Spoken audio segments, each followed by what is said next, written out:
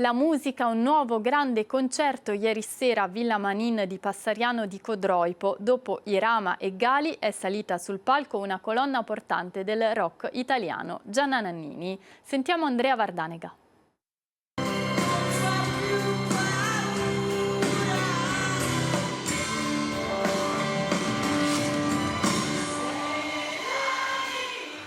Un concerto solido come una roccia che ripercorre una carriera lunga quasi 50 anni e chi ci crederebbe vedendo Gianna Nannini saltare sul palco di Villa Manin al ritmo di tutte le canzoni che hanno scandito la sua ascesa al successo, a partire da America, datata 1979, ma che sembra scritta ieri per tutto quello che ha da comunicare in termini di energia.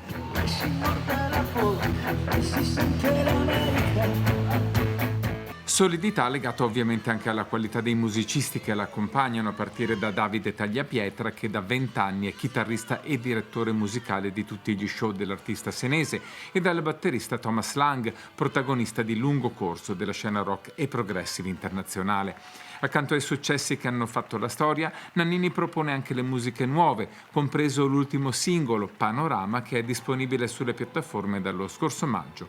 Per Villa Manin un'altra serata da ricordare, in attesa che dopodomani si manifesti un altro fenomeno born in the 50s, nato negli anni 50, Gordon Matthew Sumner, meglio noto come Sting.